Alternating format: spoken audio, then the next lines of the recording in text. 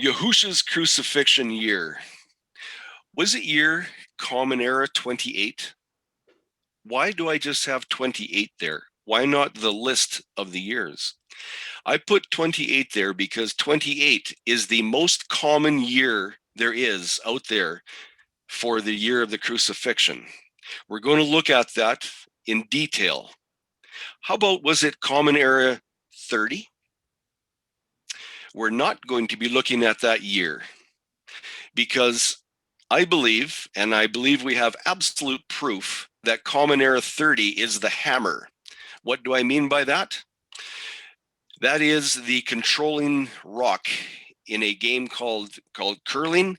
It can decide yay or nay for the game. Will Common Era 30 have the final answer, the last say? Absolutely. And you're going to see that. What you have coming in part 2 is going to just shake the ground you stand on, because it is absolutely astounding. You're going to be hearing a lot about the 12-hour offset. I'm going to be emphasizing that a lot. You will find out why when we see part 2 of Common Era 30. What year was it? Could it be Covenant Calendar Year 31?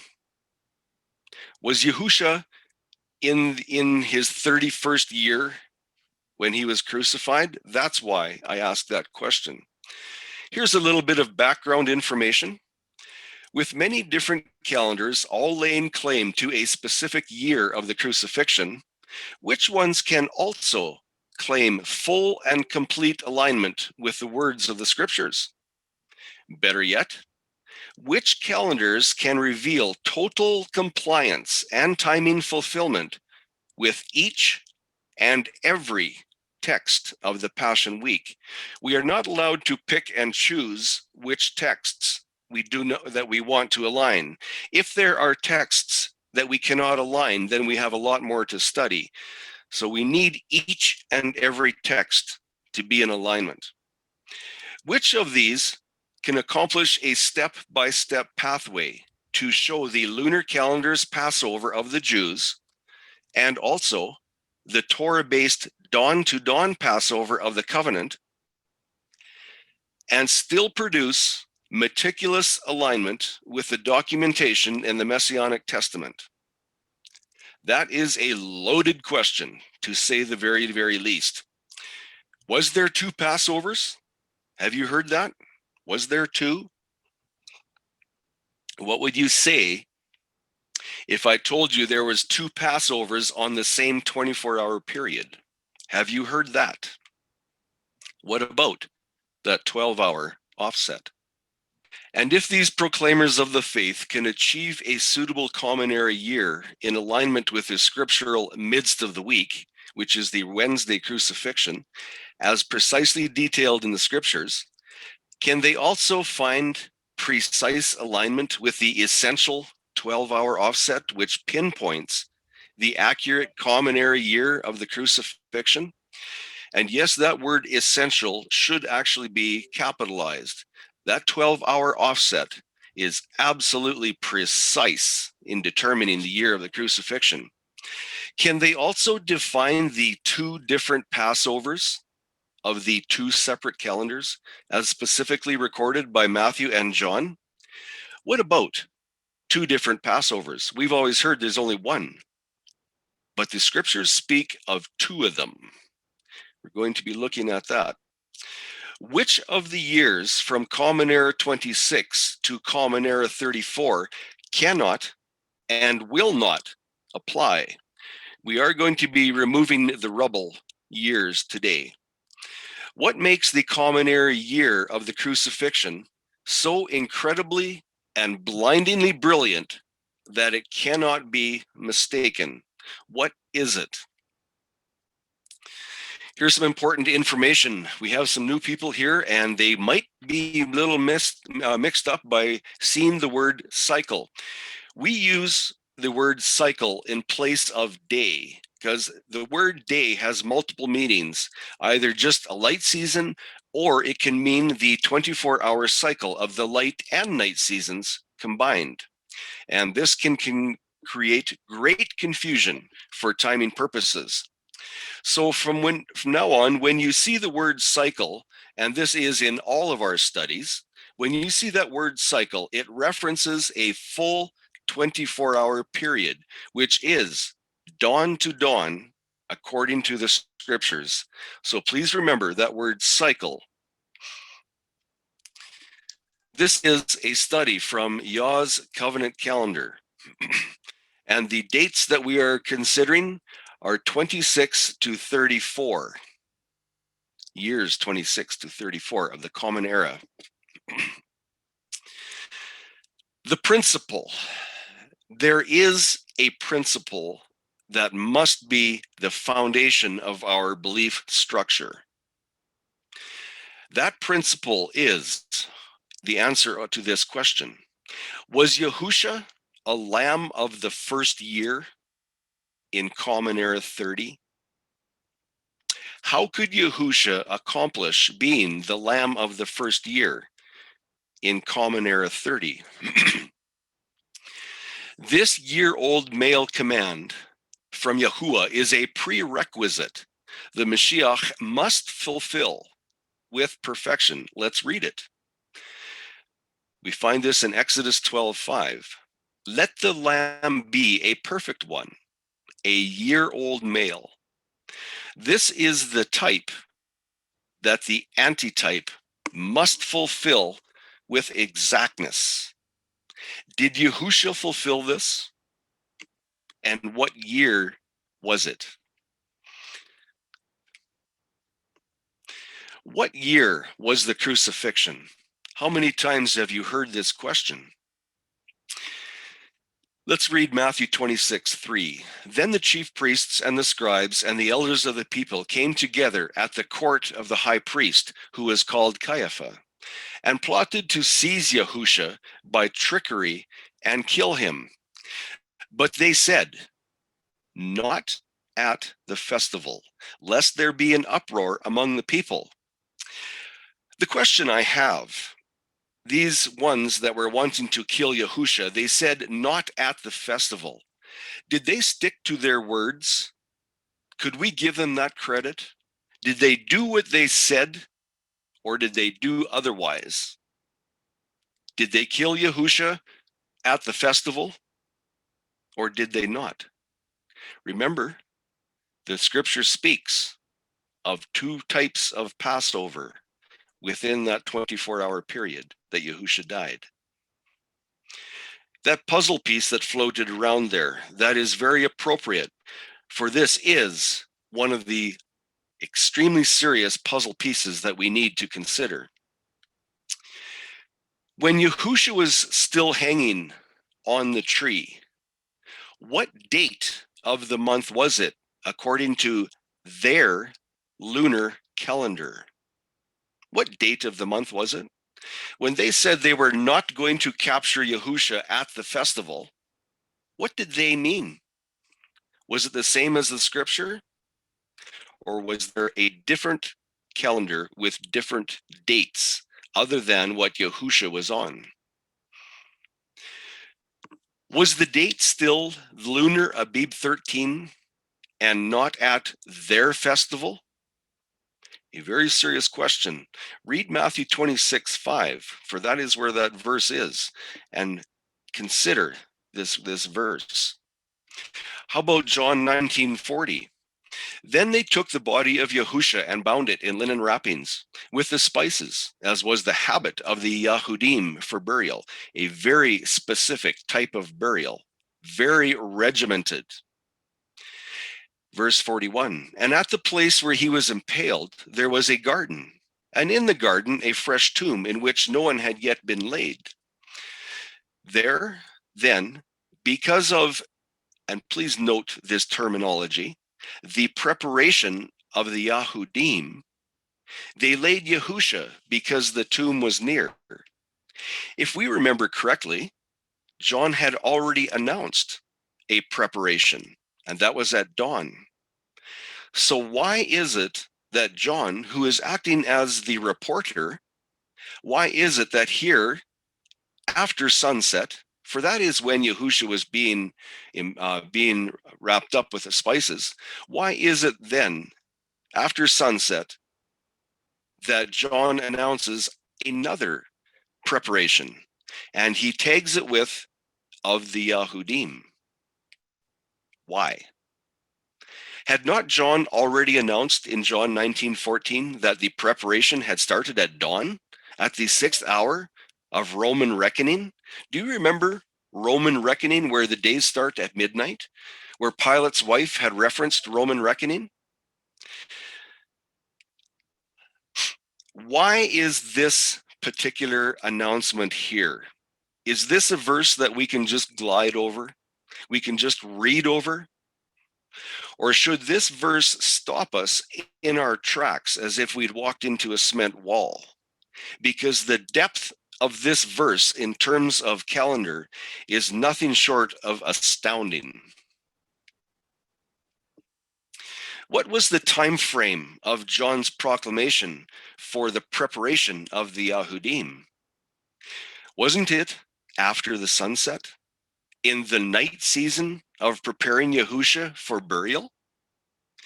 Look on the right, there's some verses in Matthew, Mark, Luke, and John, and it will tell you they were preparing Yahusha for burial after the sunset, and that is when John mentioned the preparation of the Yahudim. What reason caused John to announce a second preparation at two separate and distant times, that being 12 hours apart, with the second preparation being specified by John as of the Yahudim? What is that link to the Yahudim? Could it be the lunar calendar? What is John revealing about their sunset event? And what have we learned about sunset thus far? Is it possible there were two calendar types of the preparation cycle occurring partially and simultaneously at Yahusha's crucifixion? Is this really possible? Is that what's written in the scriptures? I believe it is. The calendar years under review will be Common Era 26 to 29 and 31 to 34. If you see that Common Era 30 is missing, you are correct, because this study today is removing the rubble in terms of the year of the crucifixion. Not saying that those years are rubble, just saying that the doctrine that tells us that Yahusha was crucified in one of these years, that is rubble. And the proof is coming. This study will show you why it's not true, and part 2 will show you exactly which year is of the crucifixion. The Yahudim stated clearly that they would not capture Yahusha at the festival, or the festival of their Passover. Again, shall we give them credit that according to their sunset, the lunar calendar, that they solidly held firm to their words? Did they speak the words that they walked out? If they did not capture Yahusha at the Passover festival, and they completed crucifying him in that ensuing lunar Abib 13 light season, is it possible, is it even remotely possible, that John is announcing their sunset event had changed the lunar Abib 13 to Abib 14 at the sunset event? Is this the other Passover mentioned in the scriptures? When Yahusha said about calendar, I witness to it that its works are wicked, is this another witness? Is it possible that Abib 14 on their lunar sunset Passover was offset by 12 hours from the dawn start of Yahuwah's covenant calendar? Offset.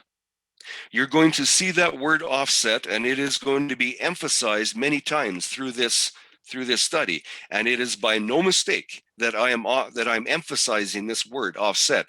The importance of this word is paramount. Which year, and that is Shana, which Shana year will establish the exceptional 12-hour offset of the scriptures? Will it be 26, 27, 28, 29, 30, 31, 32, 33, and 34? Which one is going to be accurate? Of all these years, we are going to see 4 different scenarios, and they will be examined for all the calendar years, searching for this 12-hour offset. In this study today, there's going to be 8 years, and there's going to be 4 different scenarios for each year. Is it going to be detailed? Yes. We are going to go through each one carefully so that you will know in your heart, beyond any shadow of a doubt, which years do not accept the crucifixion according to the scriptures. This study is going to compare several different calendars for placement of Abib 14, and they will be using, number 1, the covenant calendar, of course.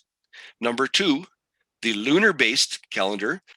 Number 2, the lunar-based calendar, and that will be the sliver before and after the Tekufa, and that is the equinox in English.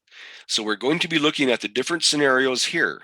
We're also going to look at the lunar and the Enoch-based calendars before and after equilux dates. Equilux? Interesting term. We're going to be looking at that. Another scenario. Let's cover our bases so that we do not make a mistake. The comparisons will always follow the same order. An important note. The new year always begins the day after the Tekufa, even though some teach the New Year day begins on the day of the Tekufa. These comparisons will also be noted to ensure every option has been considered to eliminate being off a one-day count. Have you heard that? That New Year's Day is the day of the Tekufa? Well, we have other studies that prove that the day after the New Year, that the New Year day is after the Tekufa. But we're going to look at it from a calendar perspective today. And I'm going to be very direct with you right now. I'm going to tell you right up front that the New Year day is after the Tekufa. And you will see confirmation of that once we get to part 2. So just keep that in mind for today. So let's look at Deuteronomy 31:18. But I will surely hide my face in that day because of all the evil which they shall commit.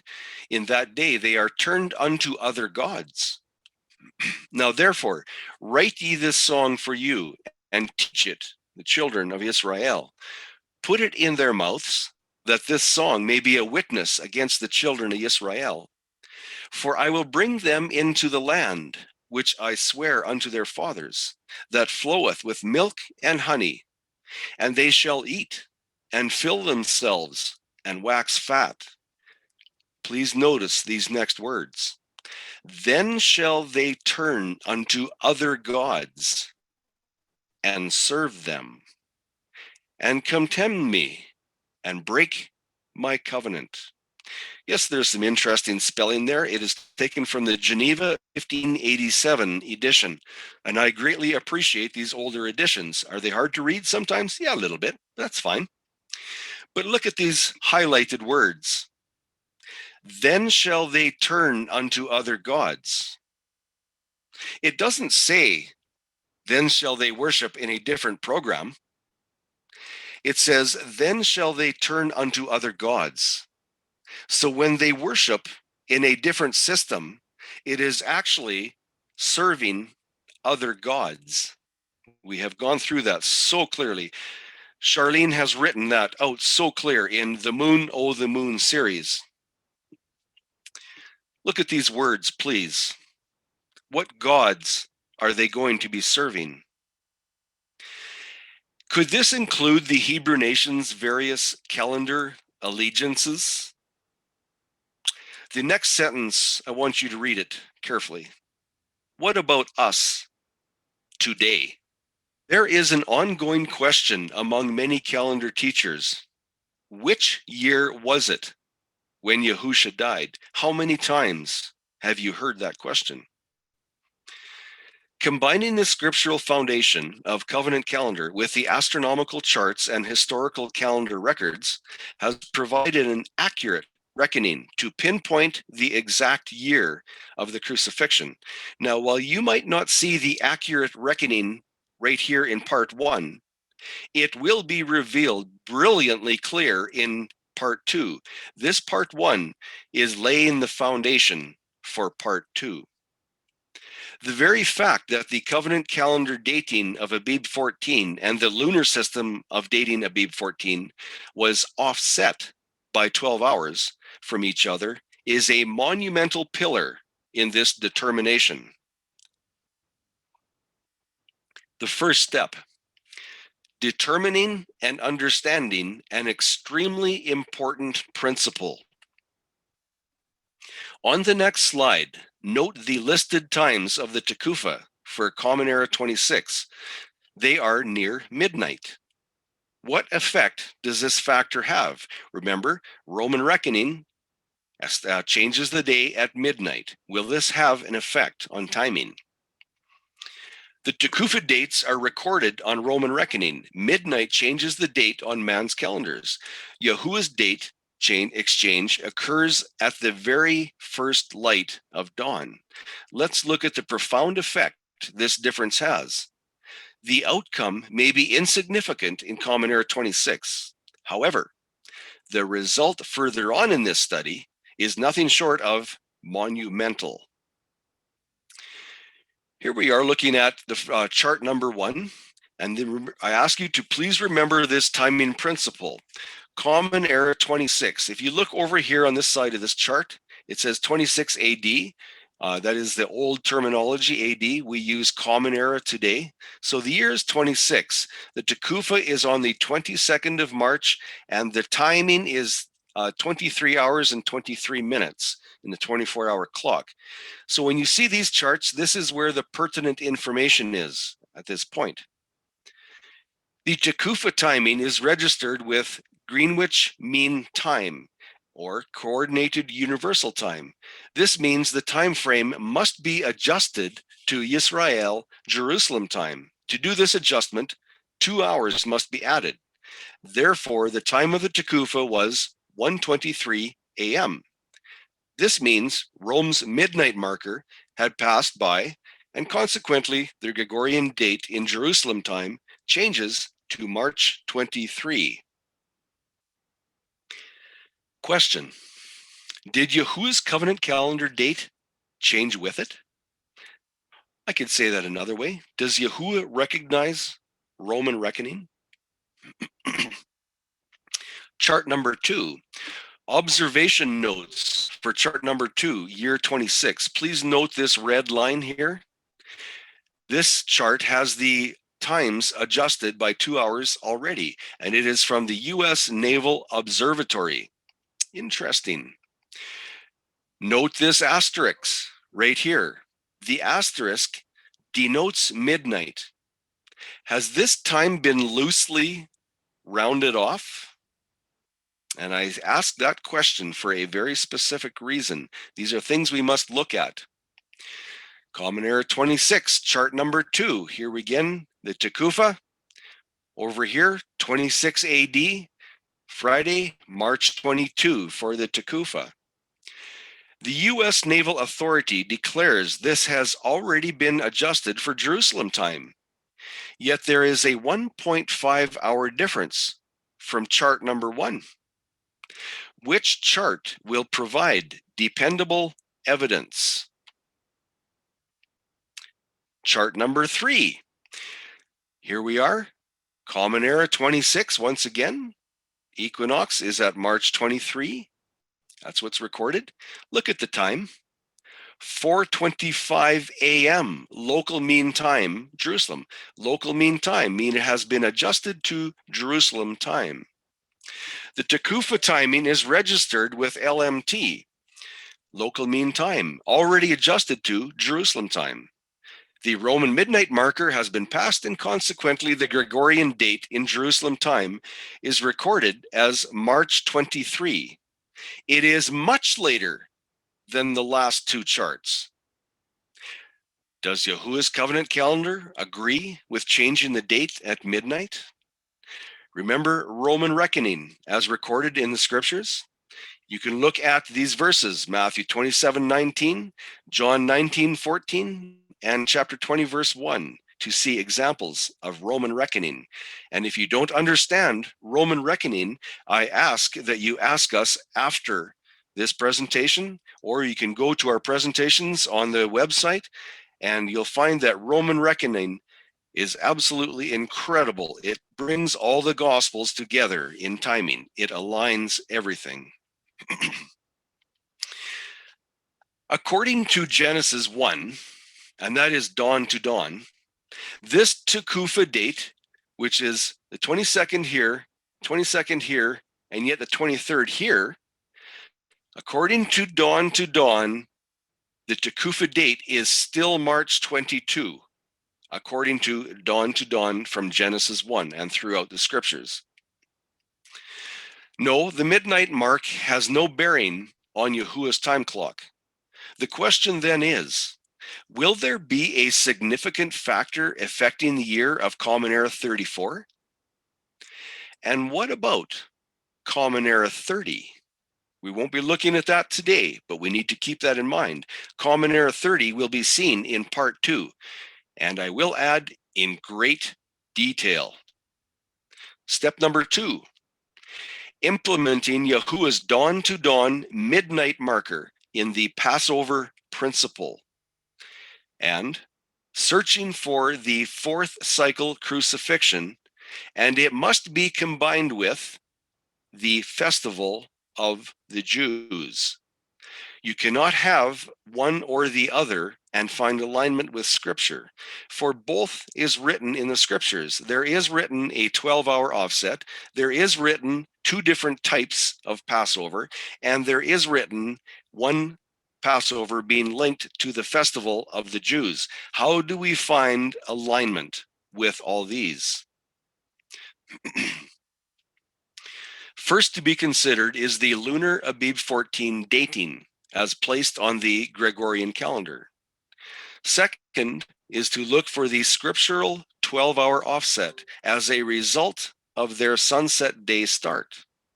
And third, we are to look for the Lunar Abib 14 date to be one Gregorian cycle following the covenant calendar Abib 14 Passover on the 4th cycle.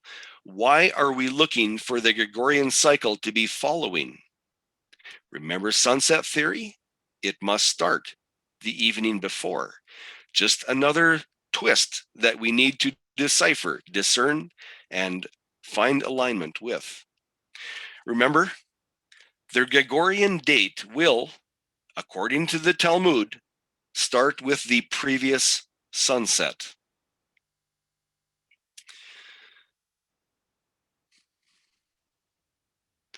According to historic documentation by Julian Morgenstern, declaring that the Jews used the crescent moon before the Tekufa, we will look for their lunar-based Passover pattern. And personally, I have gone through the years before the crucifixion, and I find that Julian Morgenstern's declaration that the Jews used the crescent moon before the Tekufa is correct. I have found that very, very clear. Please note that this rule was not written in stone, but it fluctuated according to their desired yearly calendar results. Remember in John 7, when Yahusha was talking to his brothers, he said, your time is always ready, always ready. It fluctuated according to their desired yearly calendar results and requirements. Yahusha, being who he is, he knows fore and aft. He knew the past and he knew the future. And he knew very well that they adjusted their feasts according to their desired religion. When he said, I witness against it that its works are wicked, he knew this. Again, What is the baseline purpose of this exercise? It is to align the scripture of John 19:42 and Matthew 26:5, where John records that on the very cycle of Abib 14 covenant calendar, after the sun had set, remember that, after the sun had set, when Yahusha was being buried, it was also the preparation of the Yahudim, where they laid Yahusha because the tomb was near.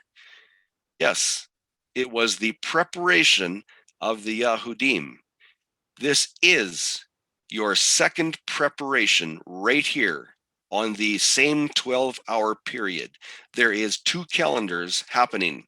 The scripture witnesses to that. Yahusha, in his death, witnessed to the second calendar, the lunar calendar, that its works are wicked. Did he not only witness in his life? No, he witnessed by his very death also. He did not waste time. This 12-hour offset timing factor must be realized in determining the correct year of the crucifixion. What is UT? According to timeanddate.com, UT is a time standard reflecting the mean solar time at the prime meridian in Greenwich, UK. UT1 is a successor of the original version of Greenwich Mean Time, or GMT. It was before UTC was introduced as the world time standard in 1972, GMT was a solar time standard that also acted as a reference point to determine local times worldwide. Today, GMT is a common time zone, deriving its local time from UTC, Universal Time. Very important information if you're studying calendar. This is the main chart we will use in this research because we find it has the most accuracy.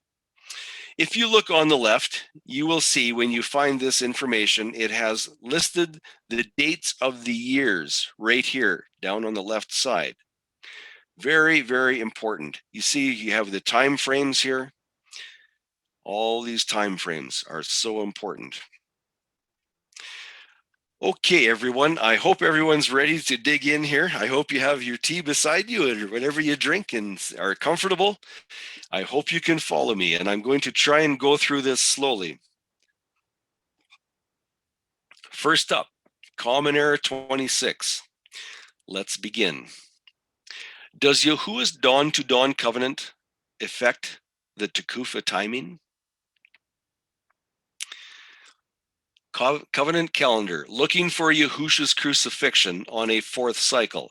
This is our primary priority, looking for the crucifixion on a fourth cycle. Then we have lesser priorities, maybe not lesser, but of equal importance. On these slides coming up, you're going to see these boxes here.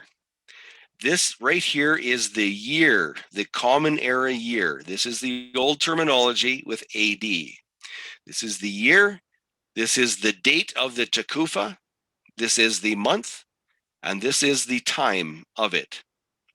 You will see these on all the slides coming up. So please remember this information. Right here, we see the time has been adjusted to Yisrael time. It has been gone past the midnight marker, for this is before midnight. But right here, it is past midnight when we adjust it to Yisrael time, according to man. So it is at 1:23 a.m. Adjusted to Yisrael time at 1:23 a.m., March 23. But up here, it says March 22. But the adjustment changes the date on Gregorian. However, Yahuwah does not recognize the Roman midnight changeover, and the Tekufa must remain on March 22, according to Yahuwah's reckoning. So let's mark it down here. Tekufa, there we are, March 22. And please remember all these markings because the designations are exactly the same throughout. You're going to continue to see this March, or this Tekufa, and it's usually going to be on March 22. When you see this, you're going to see these green underscores under the dates. These green lines are the 14-day count from New Year's Day over to Covenant Calendar Abib 14. In this year of 26, you're going to see the Passover, the Abib 14, was on a 6th cycle, a 6th day of the week. And I say day to help people understand which day of the week it is.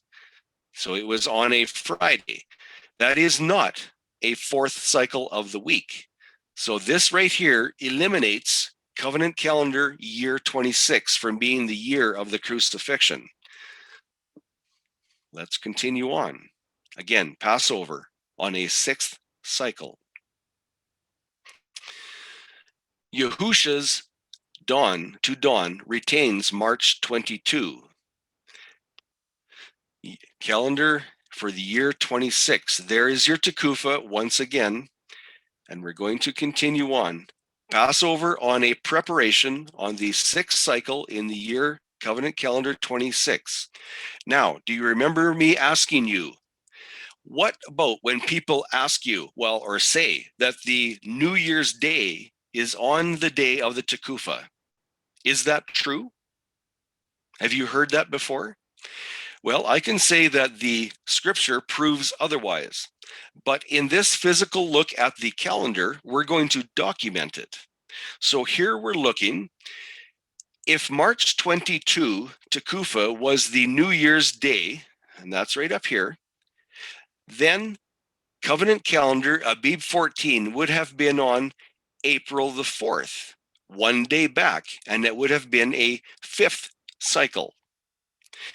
So we do not see a 4th cycle crucifixion if the New Year's Day was the day of the Tekufa. So we can count that out on years Common Era 26. And I'm going to tell you right up front, right here, this Tekufa being, or the day of the Tekufa being the New Year's Day, does not work. And we are going to document this throughout so that you can understand and see the physical proof of it. What about the lunar view in the year of 26? Again, if you look over here, just to remind you, the year is 26. This is the date. And we understand that Yahuwah's timing does not agree with the midnight reckoning. So the Tekufa, once again, is on the 22nd. Over here in this black box is the conjunction recorded here. Please note on these calendars, you'll see the phases of the moon over here on each one. This black mark is the conjunction, the dark moon. On this year, it is the 8th of March. And I use the pagan terminology so that we can recognize when time is. So the conjunction is right here. Next up is going to be the Sliver Moon, right here on the 10th. The next day is New Moonth Day. So we count 14 days from New Moonth Day to the Lunar Abib 14. It is the 1st cycle of the week on this calendar, on this year. Common Era 26 has no possibility of finding a 12-hour offset between the 24th of March and April 5th. It does not happen. There is no possibility of a 12-hour offset. Plus, this is not on the 4th cycle of the week. So the prophecy of the crucifixion on the 4th cycle of the week cannot be fulfilled in year 26 of the Common Era. It cannot happen. So this is one of the years that can be removed. And from New Moonth Day, there are 26 cycles to Abib 14, which is on Abib 14 on Covenant Calendar.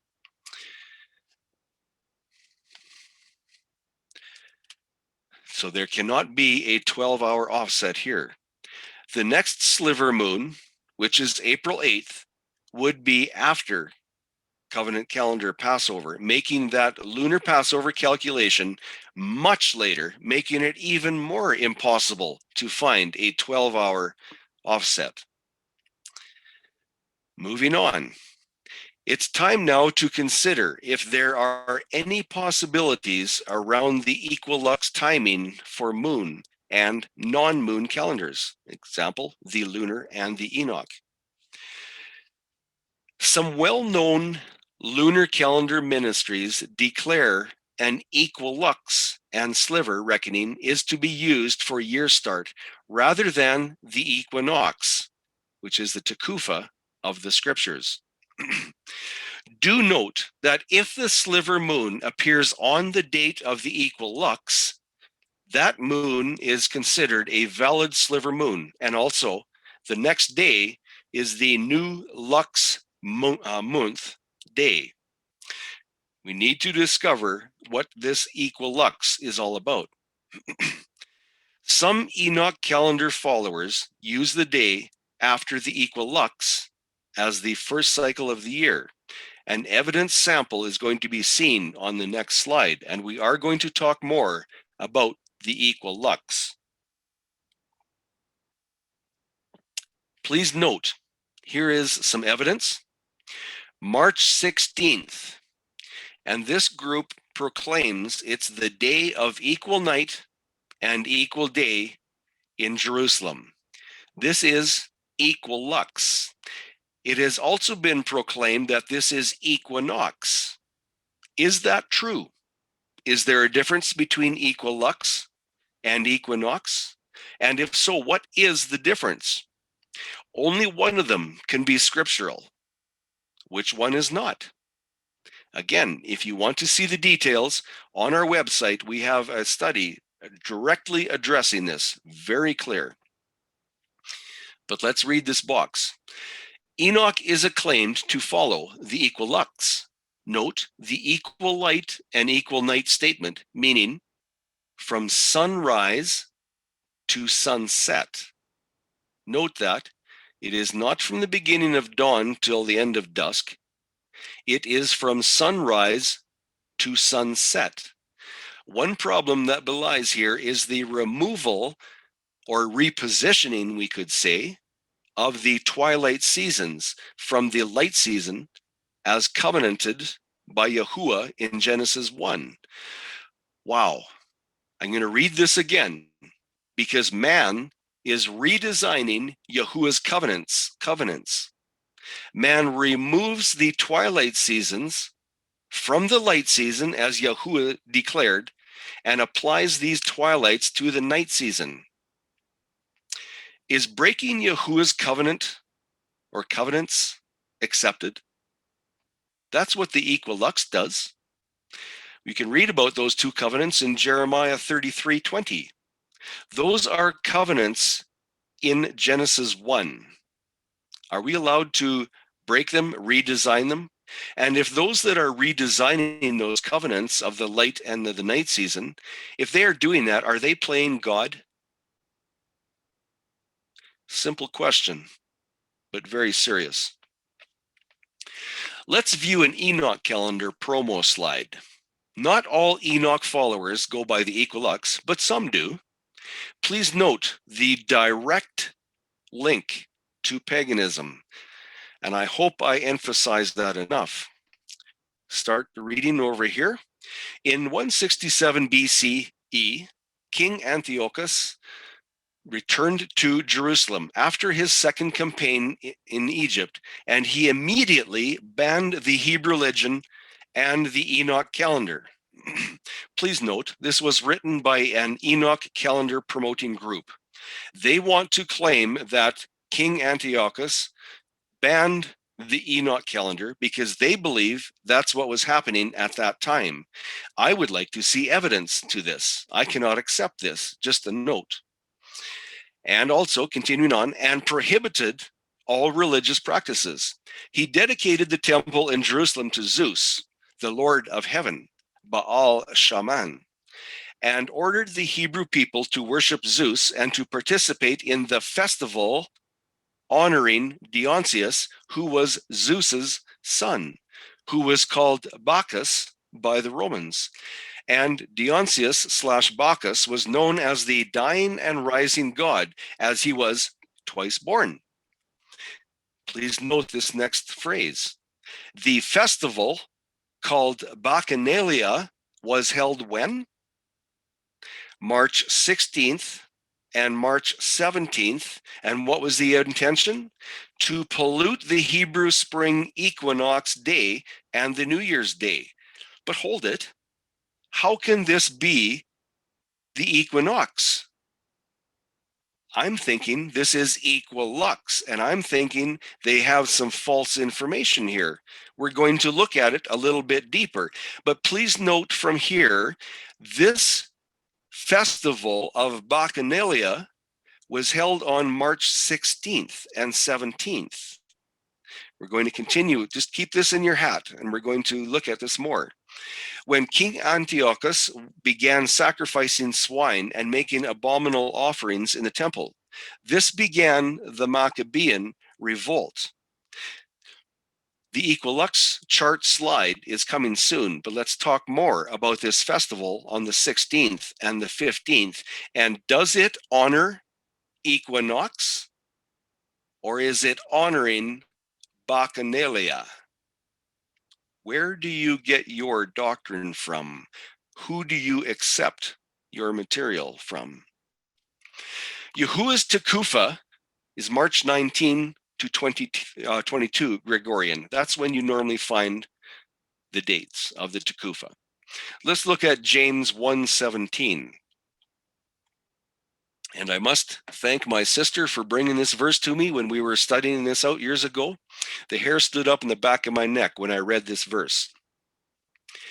Every good giving and every perfect gift is from above, and cometh down from the Father of lights, with whom there is what? No variableness. Yahuwah does not change. This is another witness to it. And what is the next phrase? Neither shadow of turning. That is a direct reference to the Tekufa, the turning of the celestial events, written in James 1:17, or Yaakov properly. Please note that Yaakov, who's James in English, is referencing the Tekufa. There's a big problem with this concerning the equilux. On March 16th and 17th, there will still be a curve in the shadow. But yet, Yaakov says there will neither be a shadow of turning. We will not see a curved shadow. So is Yaakov referencing the equilux? Or is he referencing equinox? Because if he's referencing the equinox, that means there is no curvature in the shadow. It is a straight line. Yet, this promo of the Enoch calendar wants to promote what is actually the equilux on March 16 and 17. And remember, what does it honor? But Bacchus and Dionysius. It is a pagan festival. March 16 and 17 is most certainly not the Tekufa. March 16 and 17 is the time of the equilux and the pagan festival. And that equilux means from light, which is sunrise, not twilight. It is from sunrise to night or sunset, because they have removed the twilights and reassigned them against Yahuwah's covenant. They have reassigned them to the night season. Variableness in man's declarations, but no variableness in Yahuwah's covenant. Which one do we serve? Which God do we serve? There is a massive difference. Huge. Again, an equilux shadow, neither shadow of turning. These are pieces of the puzzle that must be considered carefully. Where is the shadow to be measured in the equilux equation? They don't look for a shadow. They look for equal light and equal night, having misplaced the twilights. So where is the shadow in the equilux equation? What do we do with these scriptures that declare a shadow to be observed? What do we do with that? With equilux. The Enoch info is greatly mistaken on the Tekufa event. Okay, in proceeding, we will be documenting the equilux date in Jerusalem as starting at sunset, March 16th, and ending at sunset on the 17th of March. All following equilux slides will be formatted in this respect.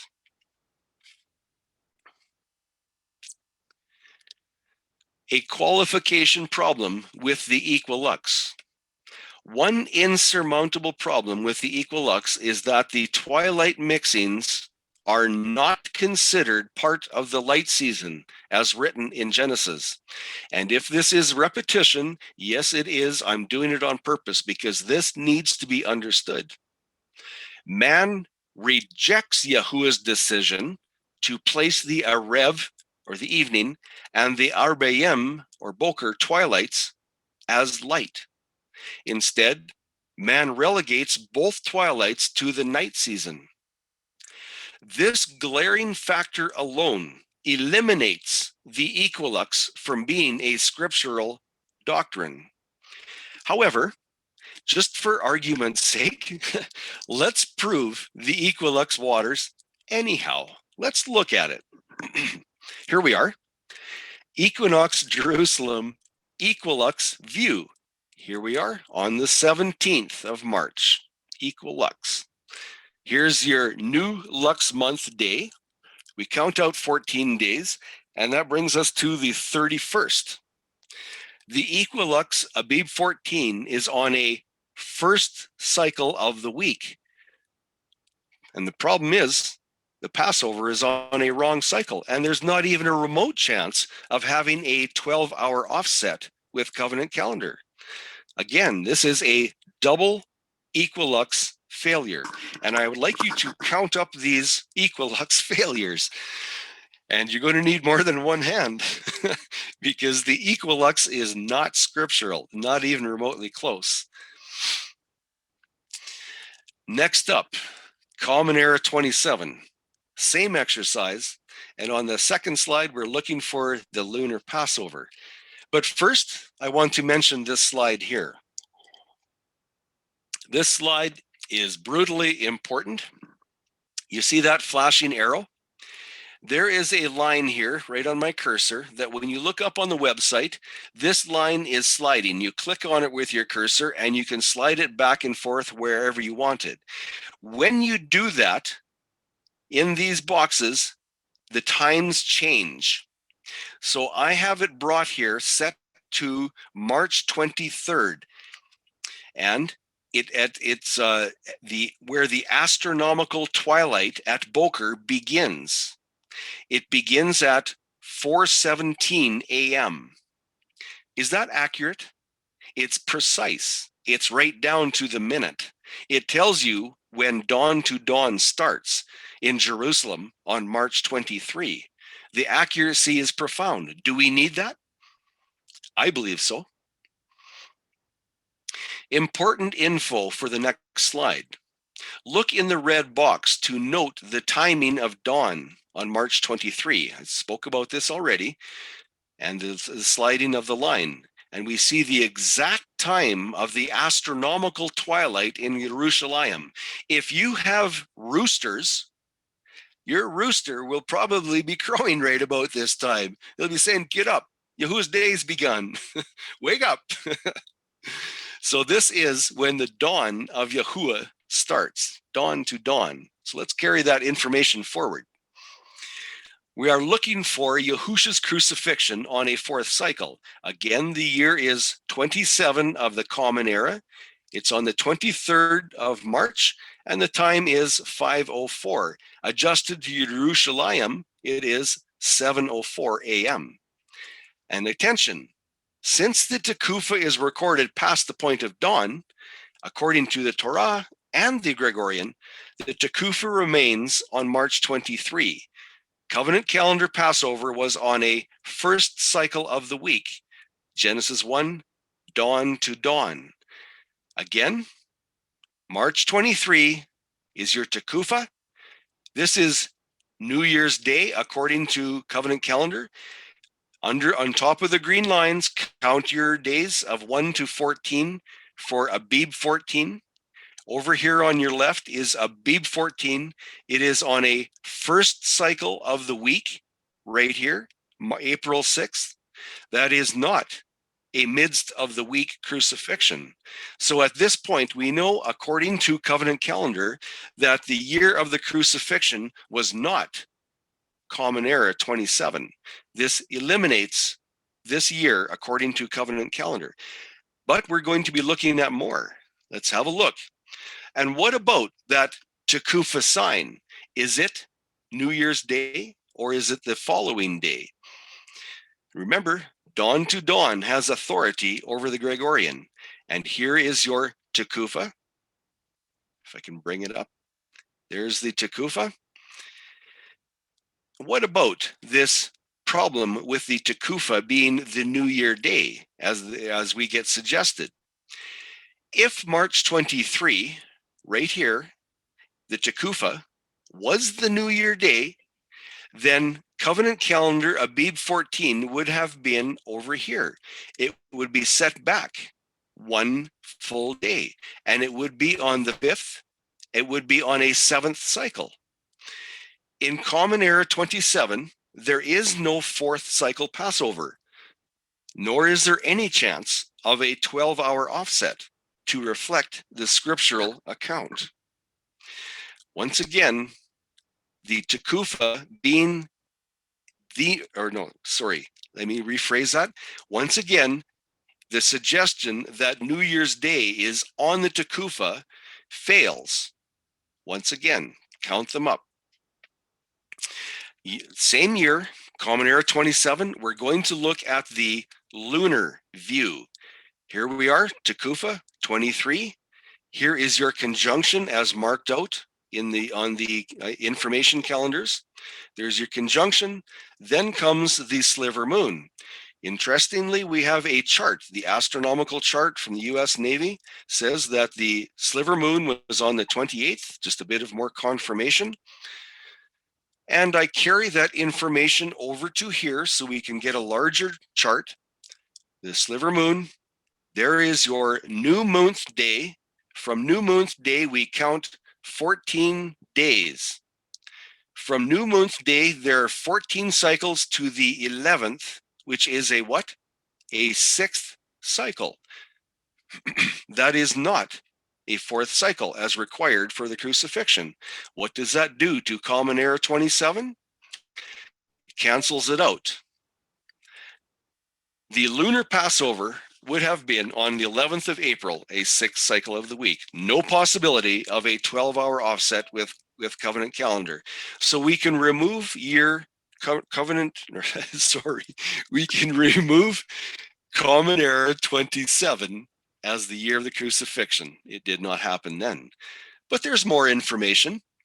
What about this pesky little Tekufa, or the equal lux view? What about this? Let's look at it. Here's your equilux on the pagan festival. Here is your new lux month day.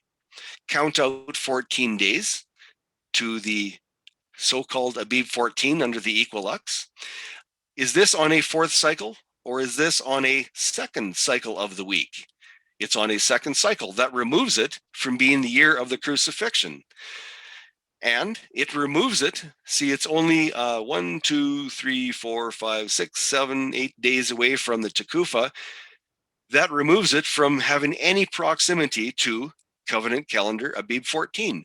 So there is no 12-hour offset to covenant calendar. That removes the equilux from having any fulfillment whatsoever. Again, a double equilux failure. Okay, here is an important year. Common Era 28. This is the year that most ministries declare as the year of the crucifixion. You will find this all over the place on the internet. We're going to have a little detour here because we need to look at some information. In the last few years, there has been an explosion of calendars that all claim to be the correct festal calendar year of Yahuwah. Most of these calendars over the last 60 to 70 plus years use the moon that follows the equinox. However, with this explosion of calendars, many are now saying that the equinox is pagan, right from the belly of Rome. Have you heard that?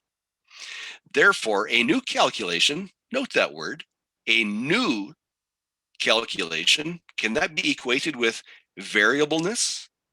In Yahuwah, there is no variableness.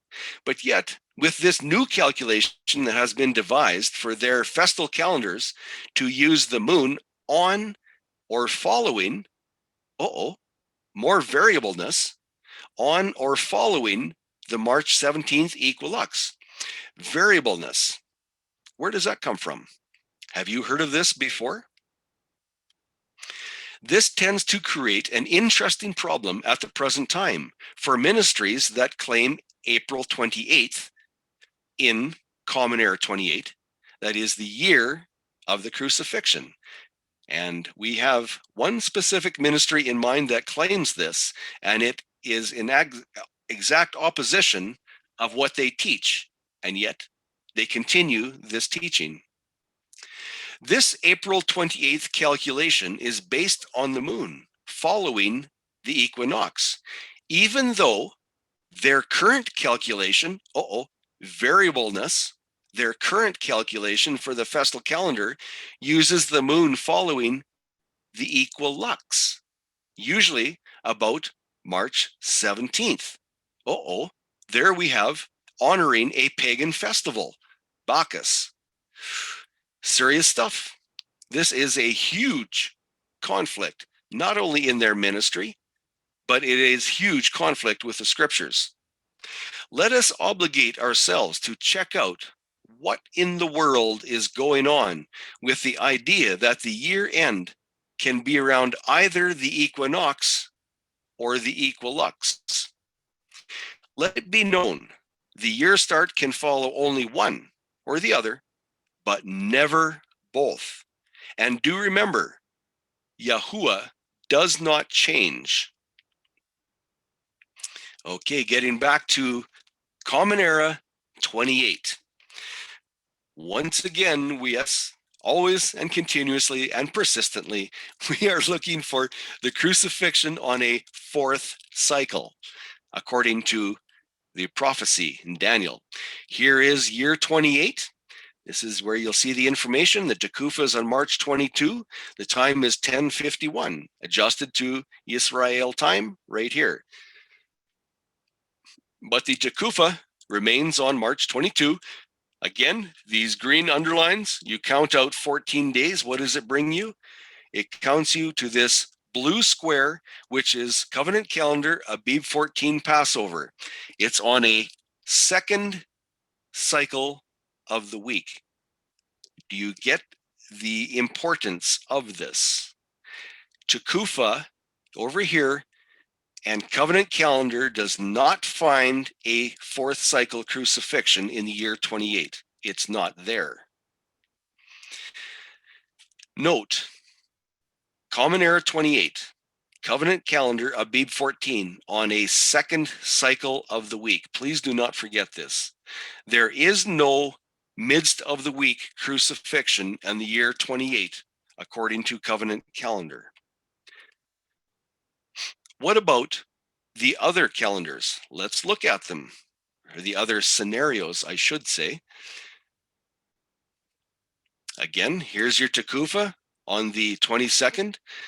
What about this Tekufa sign as the New Year day? Is this going to be any different? Again, the vernal equinox, March 22, continuing on. Note, if the March 22, right here, If this is New Year's Day, and we count this as the first day instead of the 23rd, if we start counting right here, that is going to set the date of Abib 14 back one day, and you will have the Passover on the first cycle of the week over here in this oval. What is that going to do? That means there's no possibility of a midst of the week crucifixion, and most certainly no possibility of a fourth cycle 12-hour offset with the Yahudim. Again, a complete failure with the Tekufa being the first day of the year. Does not work, especially in Covenant or in Common Era 28. So let's look at the lunar system of worship. Again, there's two scenarios for the lunar calendar. One is the sliver before the Tekufa and the sliver after the Tekufa. This one is the sliver before the Tekufa. So let's have a boo. Conjunction. It's written down here. It's recorded on the 15th. So your box is up here. In comes the Sliver Moon on the 17th. Next is New Moonth Day. You count out 14 cycles, and what do you get?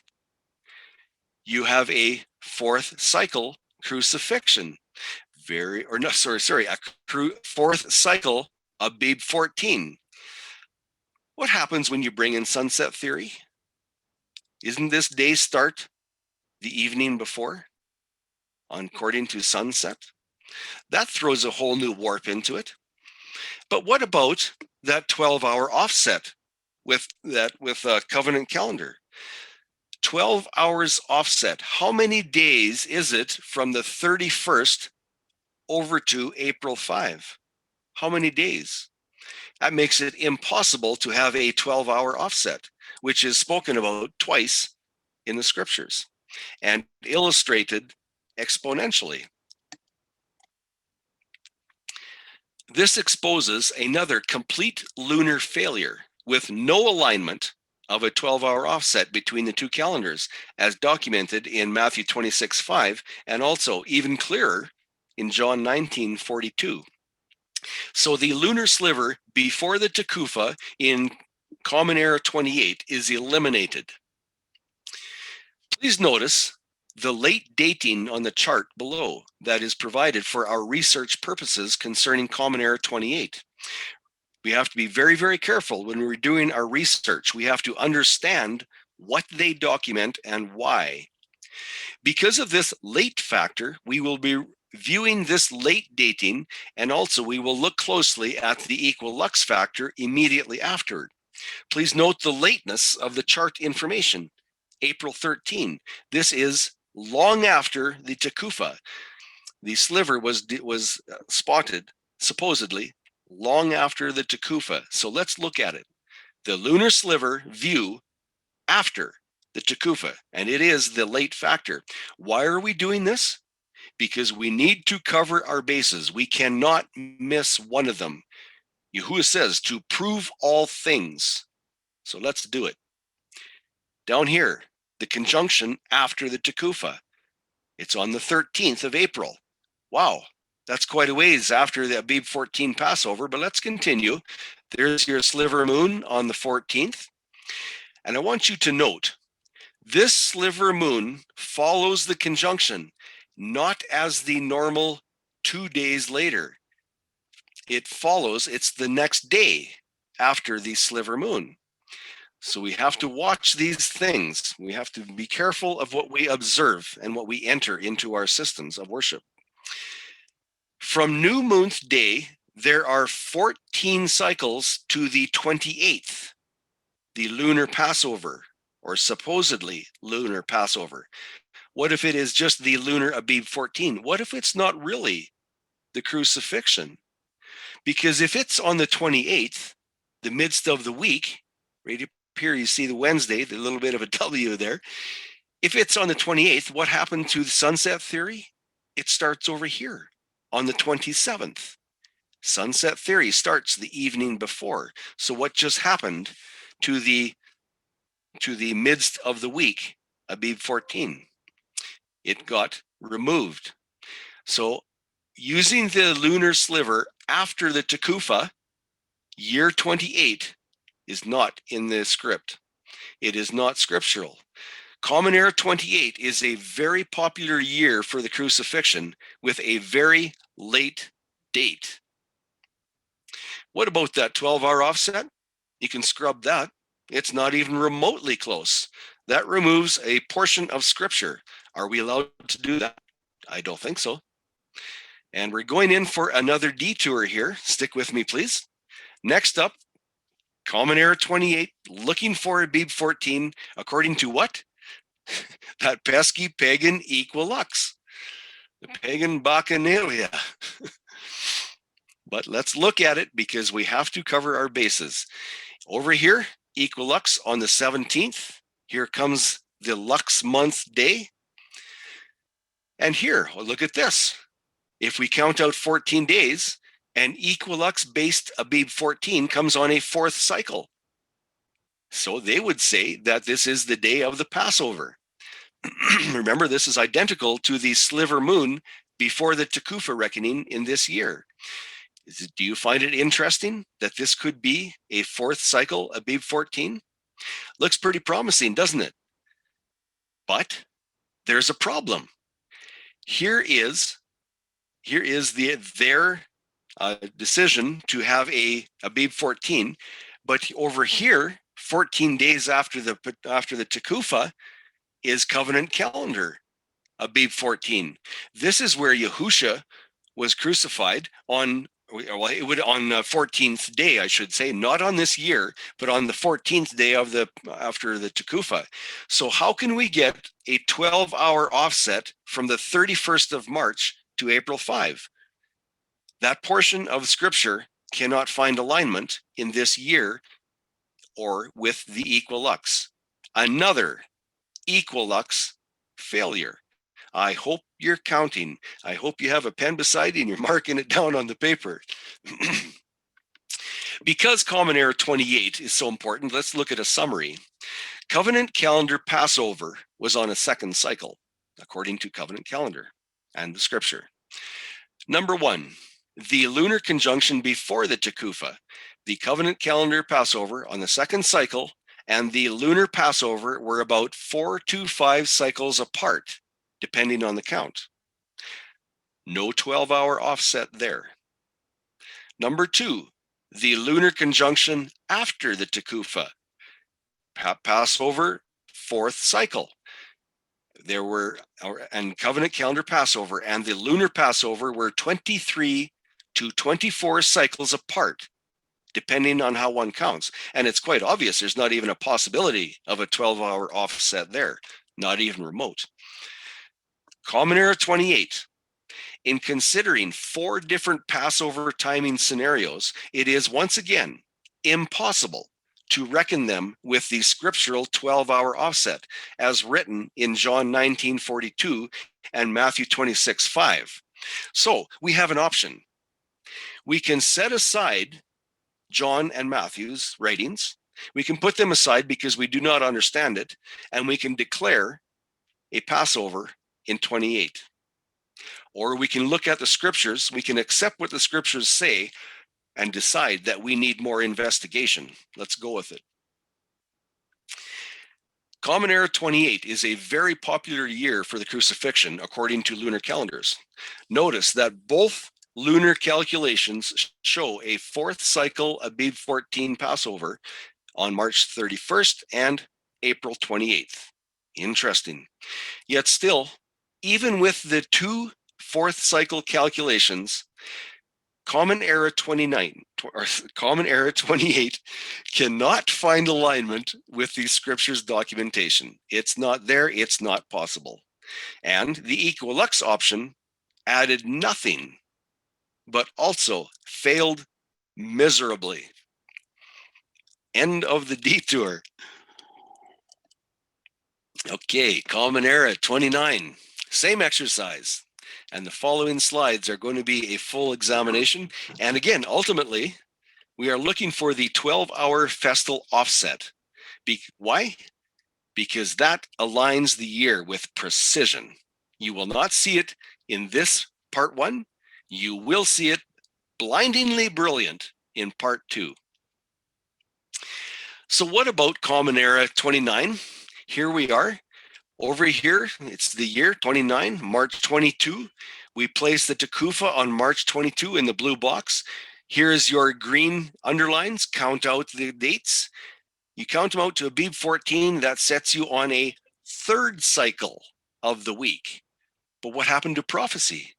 Prophecy says the crucifixion was on a fourth cycle. This is a third cycle of the week.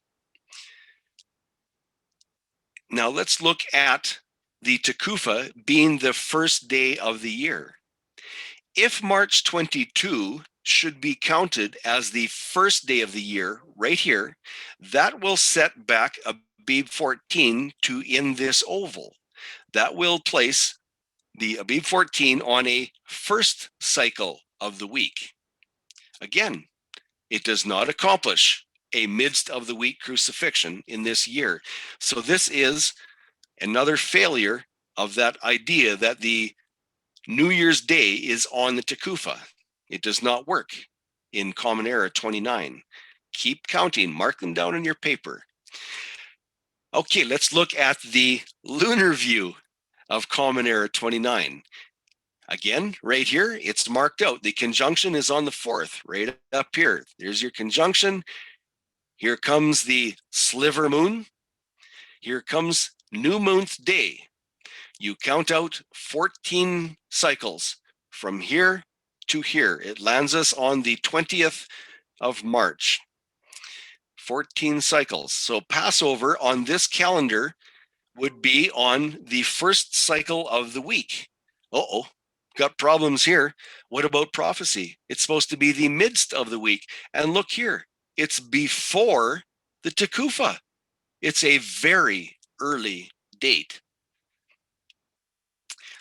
Look, the Lunar Passover would have been long before the Tekufa event and long before Abib 14 of the covenant calendar. So I ask, what would happen if the next crescent moon was chosen after the Tekufa? Let's try it. Why? Because we need to cover our bases. We're not going to leave a rock unturned. Here we are, the second lunar view. Here's the Tekufa, and the next conjunction after the Tekufa comes on the 2nd of April, right here. There's your conjunction. There's the Sliver Moon. There is New Moon's Day. And we count out 14 days to the lunar Abib 14, and it brings us to the 18th, a second cycle of the week. Already we have a big problem, a second cycle of the week. But there's something a little bit more interesting. A lunar Passover on the 18th, a second cycle, is long after covenant calendar Pesach. It was on the 5th, on a third cycle in the first week of the same Gregorian month. So there is no alignment with Scripture here. How do you get a 12-hour offset from the 18th to the 5th? How does that work?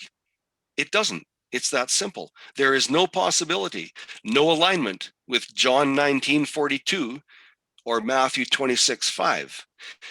Once again, with the second lunar view of Common Era 29, it is eliminated from contention of being scriptural for the crucifixion year. And here we again with this pesky equilux that's observed on the pagan festival of Bacchus. Let's look at it. And yes, we're not supposed to say these pagan names. We're not supposed to let them come out of our mouths. But I believe that in teaching and correcting the beliefs, I believe that name must be known. It must be recognized for what it is, because the only way to know our enemy and to evade it is to know the truths about it. So again, here, equilux on the 17th, new lux month day on the 18th. Count out your 14 days. Where does that bring us? The 31st of the month. Once again, I ask you, How do you get 12-hour offset from here to covenant calendar? How does that work? And we know that it's only a few days after the Tekufa, and we're supposed to count out 14 days from the day after the Tekufa. So how do you get alignment here? Again, it does not align with the lunar calendar of the Jews either. Again, a double equilux failure. Mark that down. Now, Common Era 30. Yay! Same exercise. Same results? No, we're not going to look at Common Era 30 in this study. Sorry to disappoint you. We're going to look at Common Era 31 and 31st. Let's remove the rubble. Next up, Common Era 31, same exercise, and we're going to be looking for that 12-hour offset with a fourth cycle. Here we are, 31 from the chart, 31 AD, or 31 of the Common Era. The Tekufa is March 23. The time is 4:26, adjusted to Yisrael time, 6:26 a.m. So it's the 23rd over here of March. This is your Tekufa. Your green lines, once again, count out your days to Abib 14. Covenant calendar, Abib 14th is on a sixth cycle. There is no fourth cycle crucifixion on this year. Can't happen. It's not here. And yet 31 is a very popular year for claiming the crucifixion. But what about that Tekufa sign? Is the Tekufa the first day of the year, or is it not? If the Tekufa day is the first day counted on the 23rd, then you will have to move Abib 14 back one day. And that will land covenant calendar on the fifth cycle of the week. Has this been an improvement? Has this done anything to improve the prophecy where we see a midst of the week crucifixion? No, it has not. It has done nothing at this point. So there is a failure for any improvement. And I'm going to be right up front. Once you see all these adjustments, all these times where we count the day of the Tekufa as being the first day of the year, once you see the total and complete failure, you will understand that the day after the Tekufa is the correct day of the new year. But we need to document all these. We need to document them. You need to see them, internalize them, so that you know the day after the Tekufa is New Year's Day. Again, no ability to find scriptural alignment here. So let's move on. We're moving on to the same year, Common Era 31, and we're going to look at the first scenario, the first lunar view. Down here is the documentation of the conjunction, March 12. Here is your Sliver Moon on the 14th. Then comes New Moon's Day. From New Moon's Day, you count 14 days. It brings you to March 28. Remember, this is a fourth cycle of the week. But we also need to remember, this is the lunar system. The lunar system starts the evening before. It is sunset to sunset. So this Abib 14 would start on a third cycle. What does that do to your 12-hour offset? What does that do to your fourth cycle crucifixion? Gives it serious stomach pains. See how close the Lunar Passover was to the Tekufa? It's only 5 days away. So what happened to counting to 14? There was still 9 more cycles in the future. And there is certainly, once again, no possibility of a 12-hour festal offset. It cannot happen in this scenario. So let's look at the second scenario. Next, here is the second lunar view, covering our bases. Once again, there is the Tekufa. After the Tekufa, we're looking at the sliver being identified after the Tekufa. So here, box over here in the black box is the conjunction listed for here. Conjunction in the black box is on the 10th. Sliver Moon is on the 12th. New Moon's Day is on the 13th. And from New Moon's Day, you count 14 cycles to April 26th. This would be the lunar Abib 14 in this year. And this would indeed start on the fourth cycle of the week. The problem is it does not align with the covenant calendar Pesach, which was on the sixth cycle of the week on April 6th. There is no possibility of getting from the 6th of April to the 26th with a 12-hour offset. No possibility. Remember, we can't just pick and choose which verses we want alignment with. They all must align. If they do not all align, then you know what the round file is used for. We must have alignment. It is that simple. And without it, we must press on. So we are going to continue our investigation. This lunar investigation into Common Era 31 does not work. It does not fulfill John 19:42 and Matthew 26:5. So let's remove Common Era 31. Let's look at what is next. And here's that pesky equilux again. We got to look at it. Equilux, and yes, that pagan festival. I won't say the name this time. I've said it enough times. It honors the pagan festival. So where is Equilux month day? It's on the 18th. Count 14 days from the 18th. That brings you out to the 31st of the same month. Just a few days after the Tekufa. The equinox or the Enoch equilux, Abib 14, is on a seventh cycle of the week. So how can this fulfill a fourth cycle crucifixion? It can't. It's that simple. That removes it. So this one is out of the question for the year 31. And also it goes without saying that the 12-hour offset is not even remotely possible. And it does not align with the lunar Passover of the Jews either. So more failures for Equilux. I think this Equilux factor is having a serious stomachache. Something's not right with it. What's next?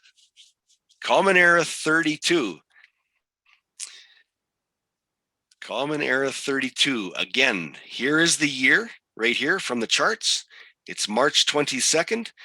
That's charted out right here, March 27. Here's your Tekufa.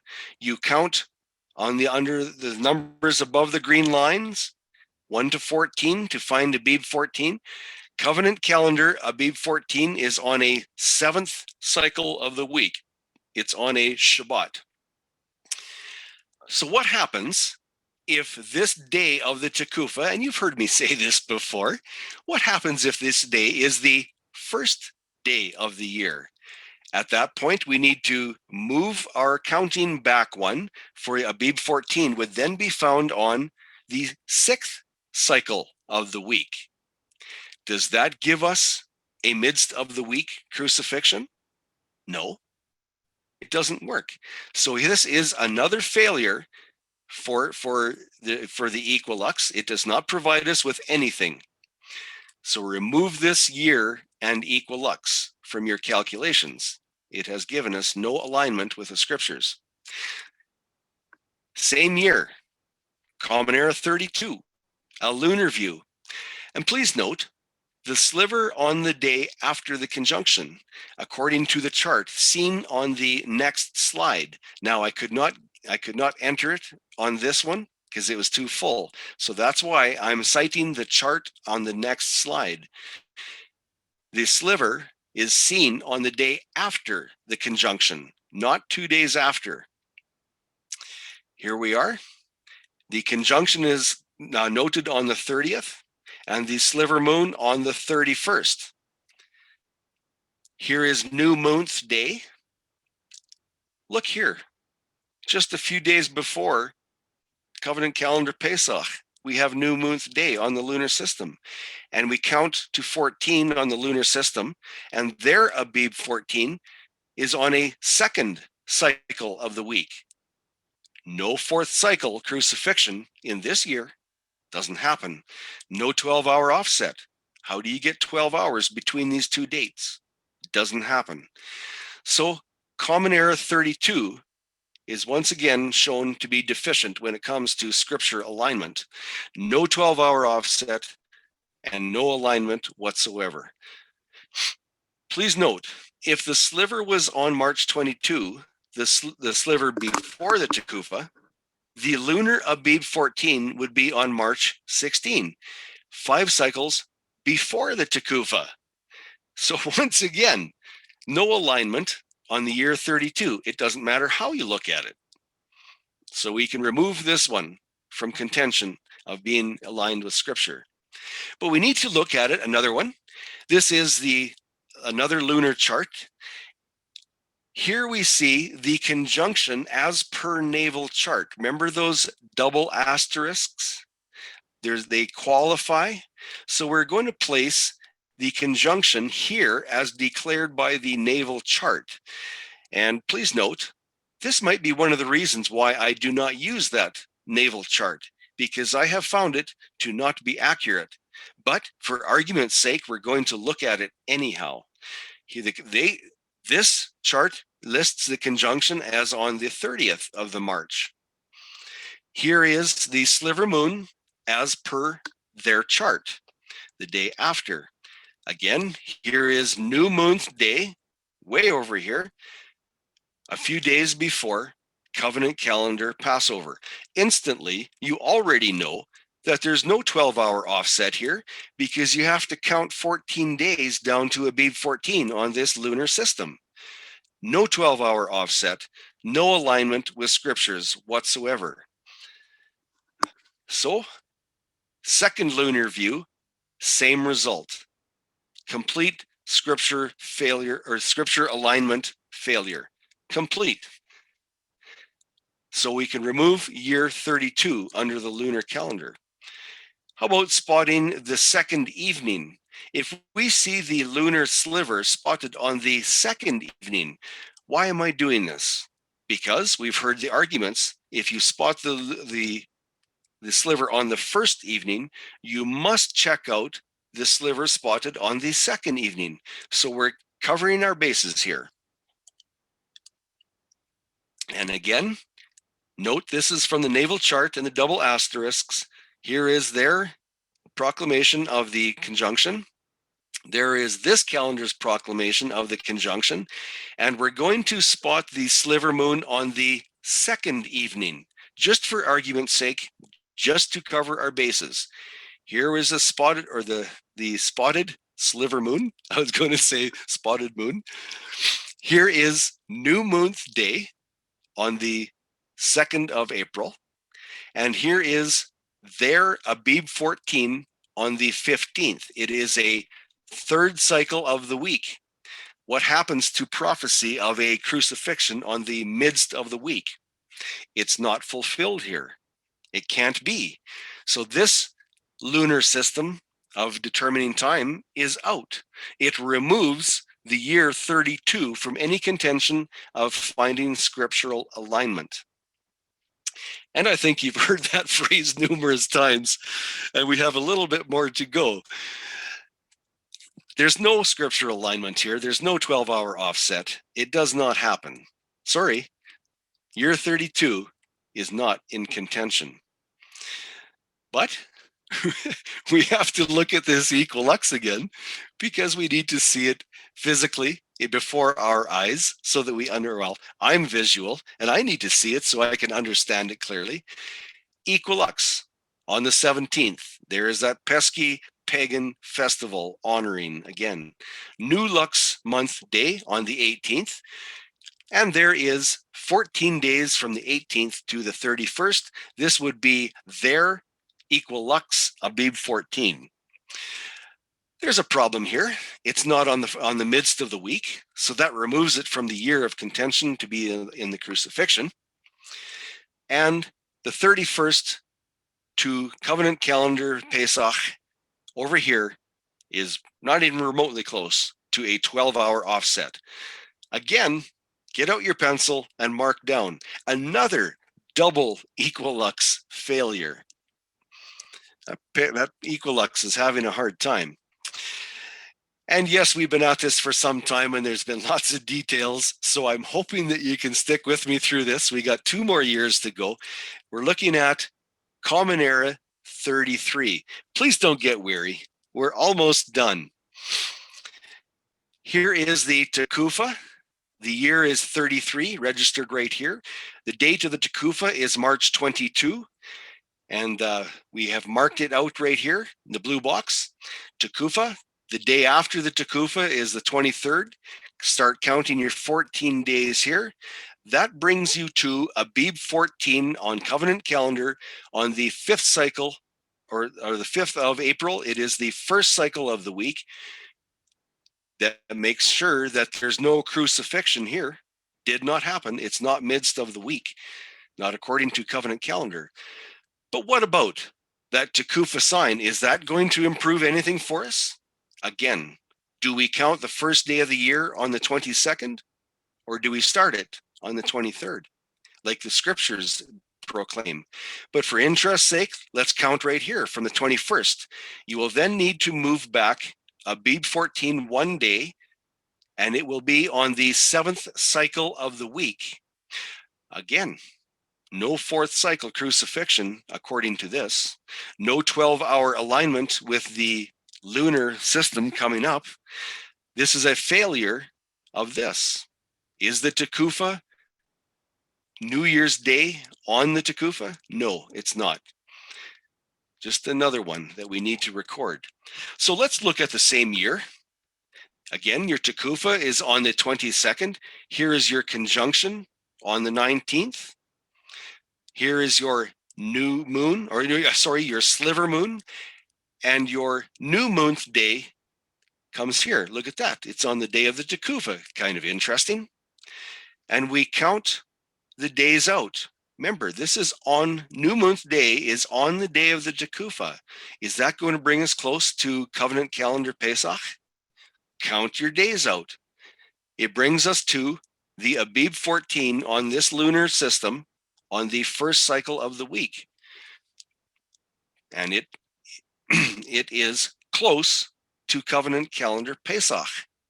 Problem is, this is not a 4th cycle of the week.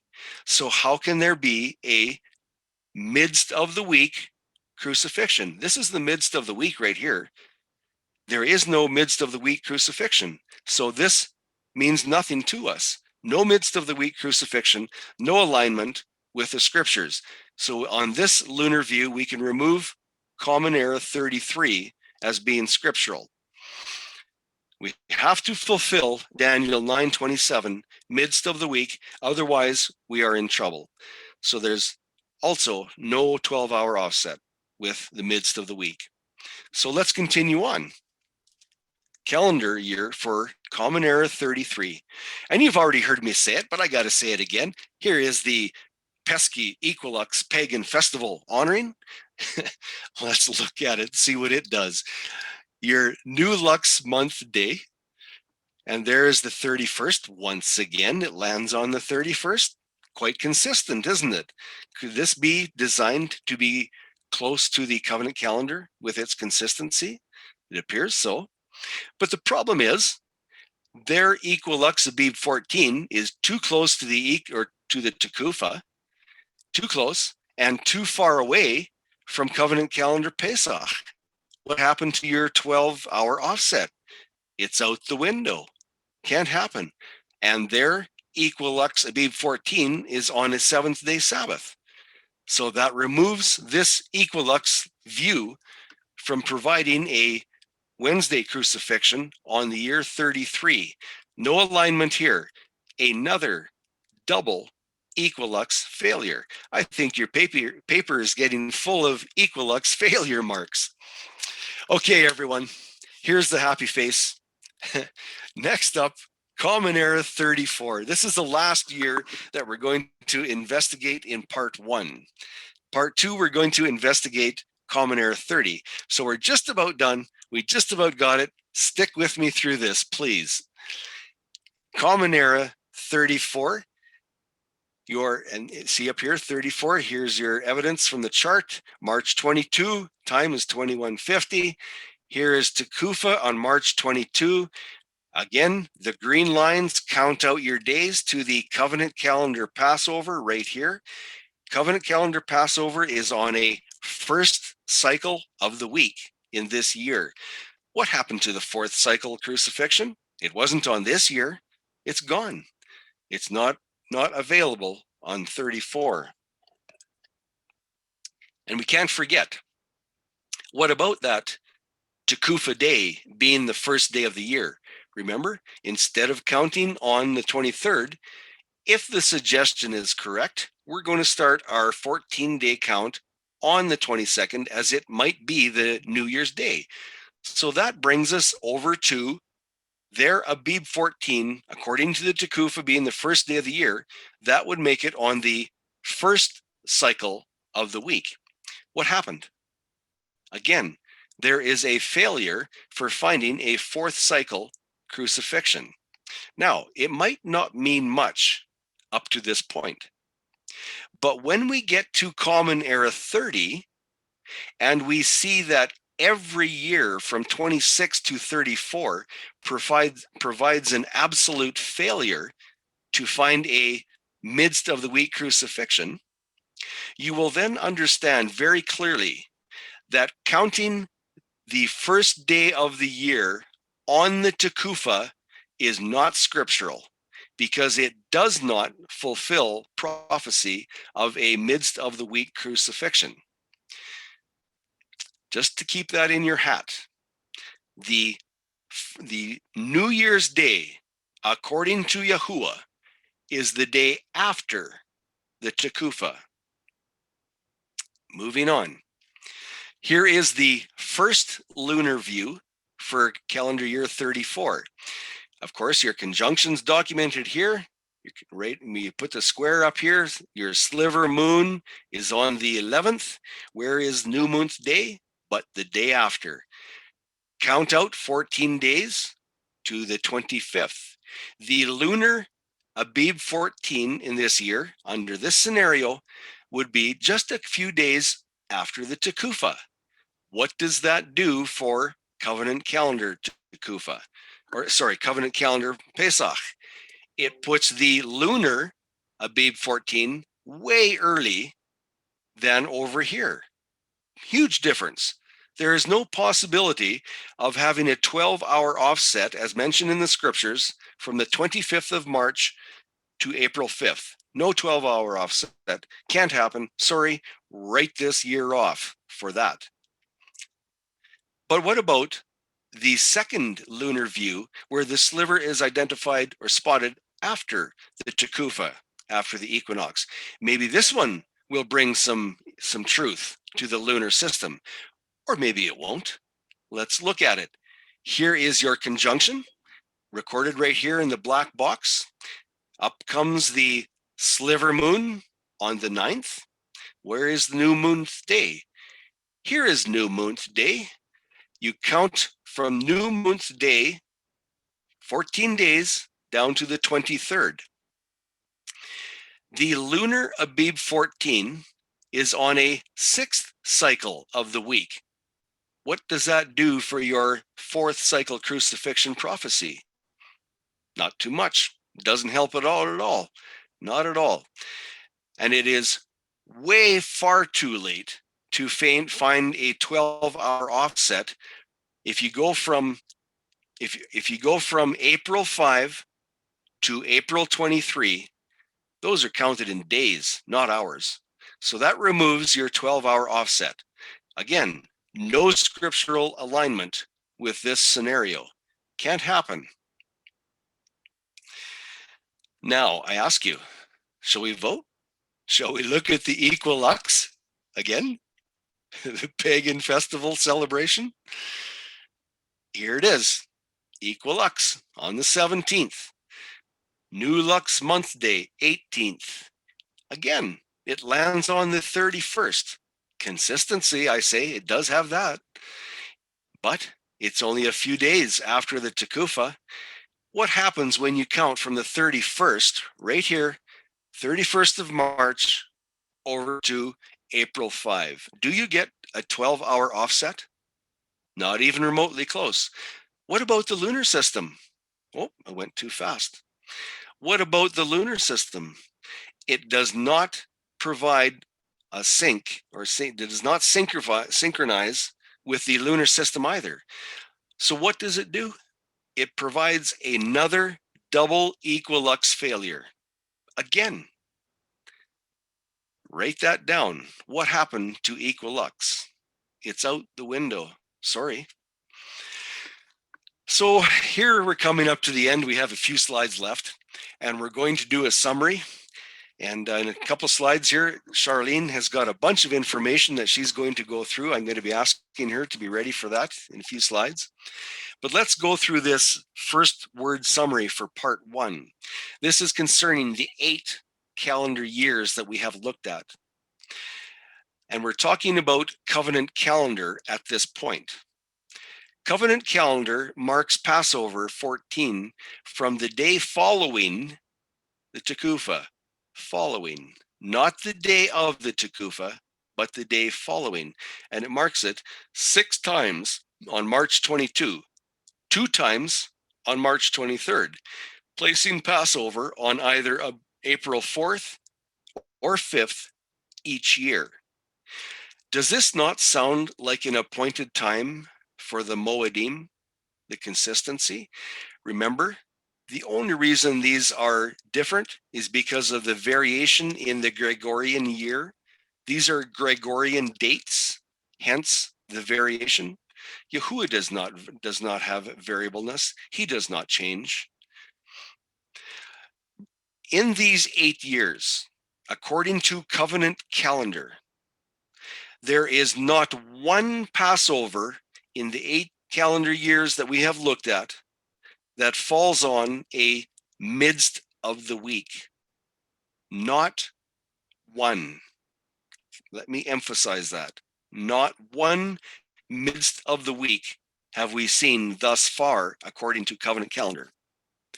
Remember, Yahusha was observing the calendar of the covenant. Therefore, not one of these years qualifies for Yahusha's final Passover. So I say that we have effectively removed the rubble of the years, not the years themselves, but the doctrines that declare these years as the year of the crucifixion. That rubble has been effectively removed by what you have seen today. Word summary number 2 for part 1.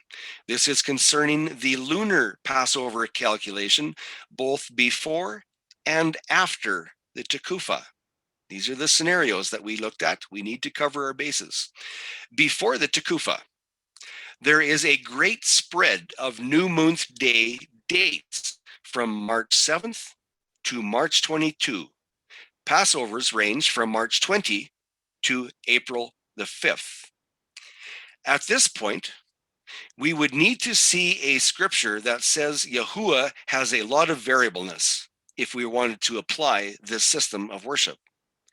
But we do read that Yahuwah has no variableness. He says, I do not change. So how do we align Passovers from March 20 to April 5th? How do we do that?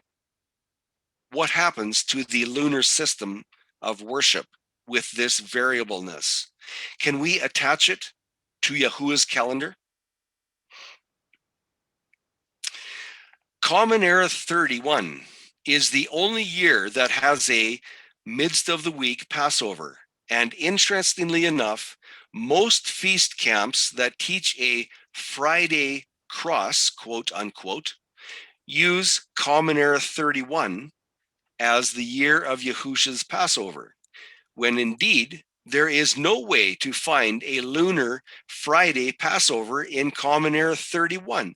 Do you find a conflict here with information about what they teach? How do they teach this and continue? Are there people that have their eyes blinded? Is there a veil of understanding? What is that verse? My people die from a lack of knowledge. We must study, prove all things. So how about the lunar system where the sliver is spotted after the Tekufa?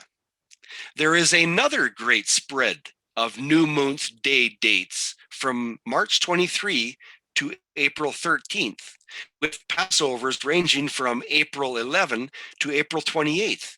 Again, variableness with the lunar calendar. Yahuwah says, I do not change.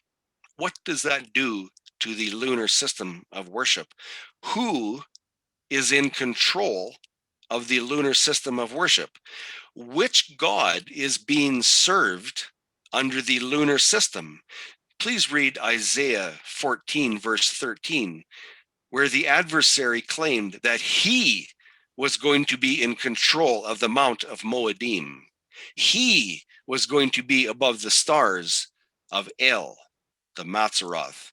So how is it that this variableness has crept into the system of worship? To whom is the worship going? Is it to Yahuwah, or is it to another God, the God of this earth? Interestingly enough, whoops, went too fast. Interestingly enough, there is one Wednesday Passover in Common Era 28, a very popular year. The problem is, it cannot supply a 12-hour offset with the scriptures. That not, or with the covenant calendar. While that might not mean anything much to you at this point, it is going to resound in your head after you see part 2. Please keep this in your hat. That 12-hour offset is like oxygen to us. It is Mayim Chaim, water of life to those who seek Yahuwah. A third word summary for part 1. 8 calendar years that we have looked at. Again, here is our pagan celebration, the Equilux Passover calculations. And why do I say pagan? Because it is directly connected to Bacchus, the pagan god. Equilux is always on March 17th, and Passover is always on March 31st. Interesting that these are consistent. Does this reflect from Yahuwah's covenant calendar? Is the adversary trying to duplicate? Second point, years Common Era 28 and 34 both had a Wednesday Passover or a fourth cycle Passover. Interesting. What is the adversary trying to accomplish? Remember, every text must find alignment. Could these Equilux Abib 14 dates find a 12-hour offset with a covenant calendar or with the lunar calendar of the Jews? Could they? No. Absolute failure of Equilux. Note that down. While the Equilux calculation has the attributes of the same yearly appointed times for the Moedim, none of the calculations can satisfy the 12-hour offset found in the gospel account. Again, that 12-hour offset is like Mayim Chaim, or water of life. It will identify the exact year of the crucifixion. The precision will not be mistaken once you see it unfold before your eyes. So now I'm asking Charlene to please come and help me out with this slide. Well, thank you, Tim. And indeed, this is removing the rubble, a lot of it. So there's going to be 4 tables here that we're going to just do a quick visual comparison of the 4 different calendars. We are not going to look at the Tukufa ones that mark the Tukufa as the first day of the year. We won't look at those. But anyway, I just wanted you to note, as Tim's going to work through this on the covenant calendar, he can use his mouse with me, that you can see very easily where we have Tukufas on March the 22nd or the 23rd, and all the way down, you can see Tukufas either on the 22nd or the 23rd, and very easily you can find that there is no Wednesday Passover in these 8 years. They're all of the days of the week are in gray. Not one single one has a Wednesday Passover, and we know that Yahusha had his Passover on the midst of the week. In the second column, we're going to look at the lunar calculation that was before the Tukufa, because that's what they were using for calendars early on, and then they switched with the lunar calculation after the Tukufa. So we needed to compare these as well. And you can see there again that their new moon day started between March 11th, March 18th, March 7th, and all the way down to March 22nd, a large, very large span there. And you can see that there are 2 Wednesday Passovers according to the lunar calculation. But the first one in calendar year 28 was March 31. It's not even close to April the 5th. There's no 12-hour offset there. So that's why I've got these dates on both columns. And also CE 31, it also had a Wednesday Passover, but it was March the 28th, is very, very early. The third column is the lunar calculation for Passover after the Tukufa. And I've left some blanks there with homework. We didn't cover everything. We let you off scot-free on some of those.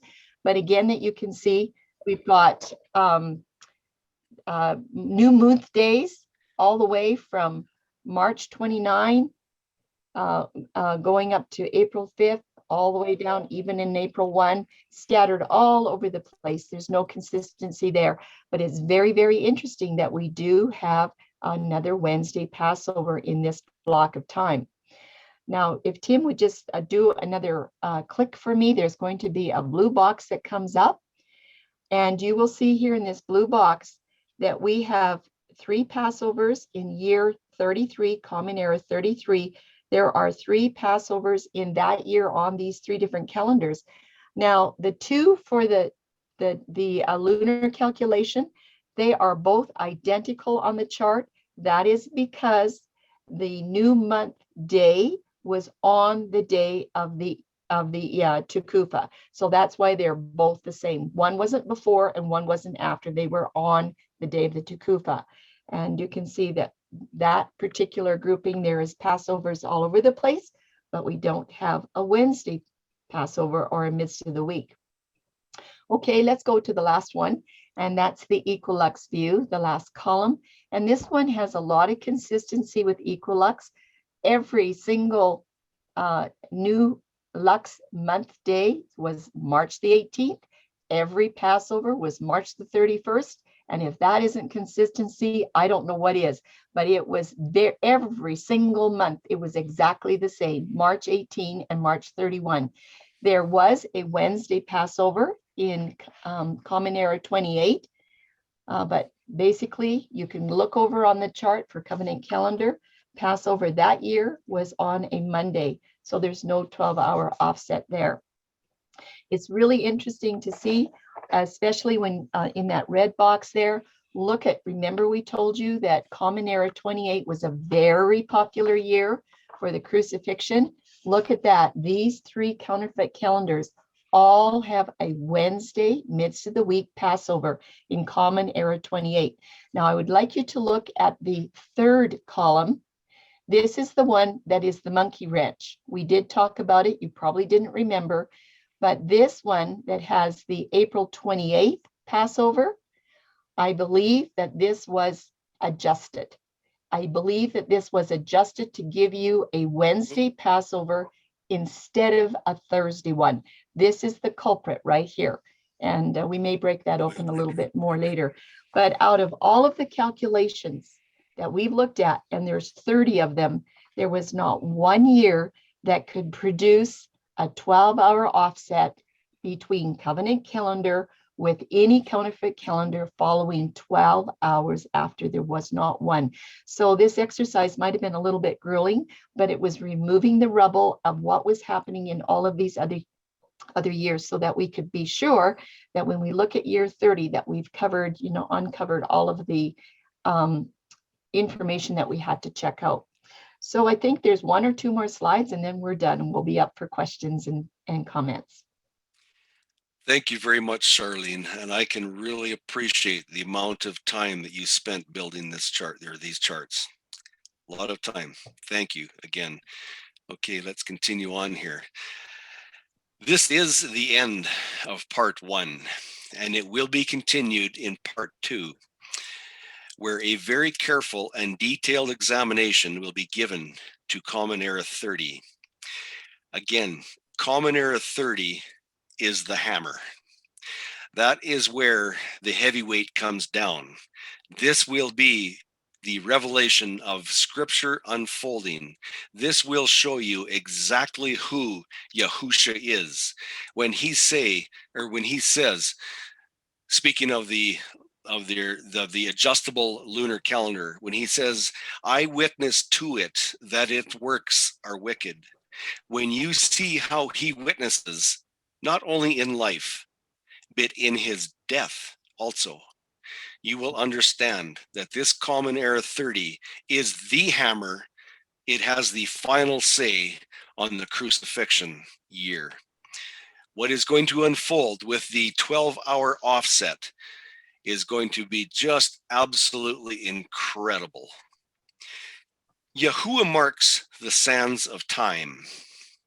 And you can send your questions and comments, and they can be sent to me at questions@studythecalendar.com and also on the web at www.studythecalendar.com. I thank you very much for your time, sticking it out through this whole study. It's a difficult one to get through, and I realize that if you're fairly new to our studies, this will be brutally difficult to follow. And I just ask that you have patience, and we welcome your questions. So thank you once again. Shabbat Shalom to each one of you.